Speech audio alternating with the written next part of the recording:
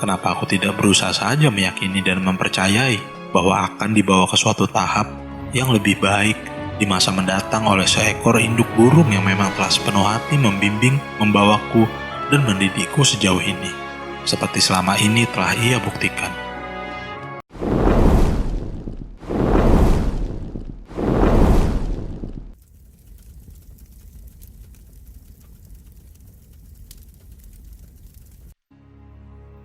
Burung yang tak bisa terbang oleh Irfan Afifi.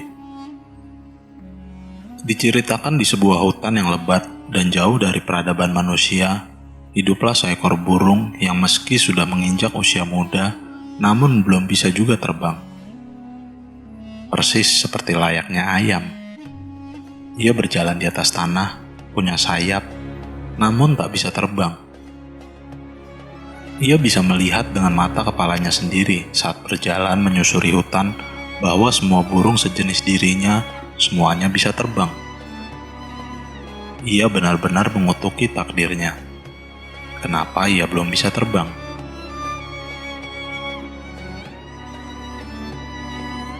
Hingga suatu hari ia memberanikan diri menanyai ibunya yang juga merupakan burung yang tidak bisa terbang.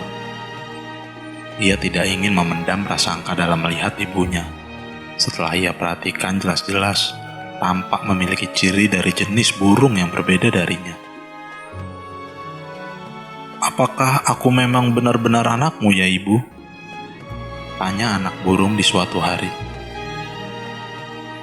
"Inilah saat-saat yang mendebarkan bagiku. Akhirnya kau menanyakannya anakku," jawab induk burung tersebut. "Kamu sejatinya memang bukan anakku, tapi aku juga merupakan ibumu karena aku yang mengeram dan menetaskanmu hingga kau lahir. Aku, ibumu ini, memang seekor burung yang tidak bisa terbang seperti jenis burung lain. Aku harus ceritakan, dulu suatu pagi aku sedang berjalan pelan di sebuah jalanan sunyi. Aku melihat ada seekor telur burung tergeletak di semak-semak. Tak ada induk burung yang mengeraminya. Di hari kedua, aku sengaja menengok kembali telur burung tersebut. Aku melihat bahwa telur burung tersebut memang tak ada yang mengeraminya. Aku kemudian memutuskan untuk mengeraminya, dan akhirnya menetaslah telur itu. Dan itu adalah kamu, nak," cerita sang induk burung. "Selain itu," tambah si induk burung, "saat dulu menetaskanmu, aku melihat telur yang akhirnya melahirkan kamu memang agak berbeda. Aku sangat hafal bahwa kamu sebenarnya adalah anak dari jenis telur burung yang bisa terbang. Maafkan anakku, karena kau lahir dalam pengasuhan seorang induk burung yang tak bisa terbang." "Kenapa ibu baru cerita sekarang? Ibu jahat. Gara-gara kau menetaskanku dan aku hidup dalam pengasuhanmu, akhirnya sampai hari ini aku tak bisa terbang, Bu. Ini semua gara-gara ibu." Sang anak burung marah dan kemudian meninggalkan ibunya dengan rasa jengkel. Berhari-hari anak burung itu marah dan menjauhi ibunya. Ia merasa telah diasuh oleh seorang ibu palsu yang salah. Ia benar-benar marah atas keadaan ini. Ia benar-benar dari hari ke hari semakin bertambah kebencian terhadap ibunya.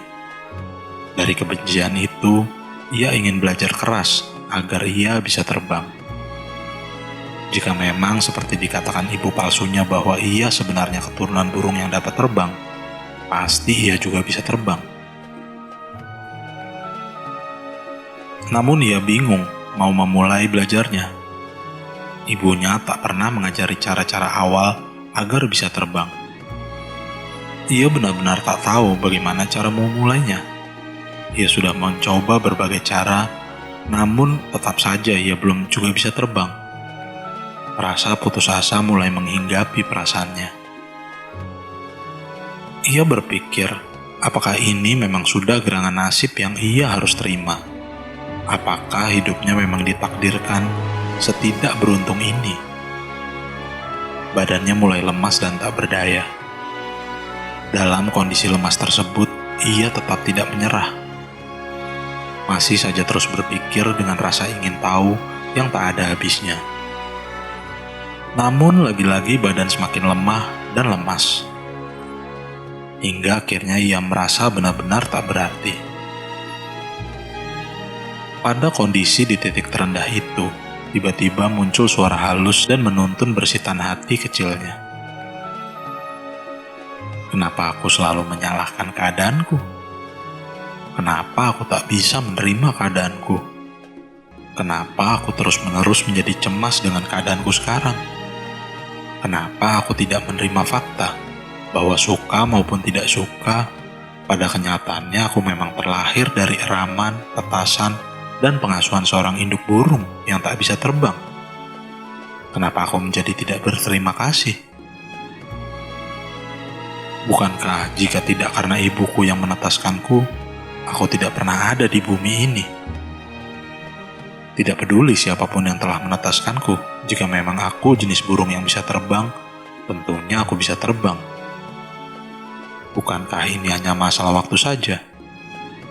Bukankah ini hanya masalah usahaku yang belum maksimal? Bahkan bisa jadi, suatu hari pasti akan ada kearifan dan kebijaksanaan yang akan menuntunku menjadi bisa terbang.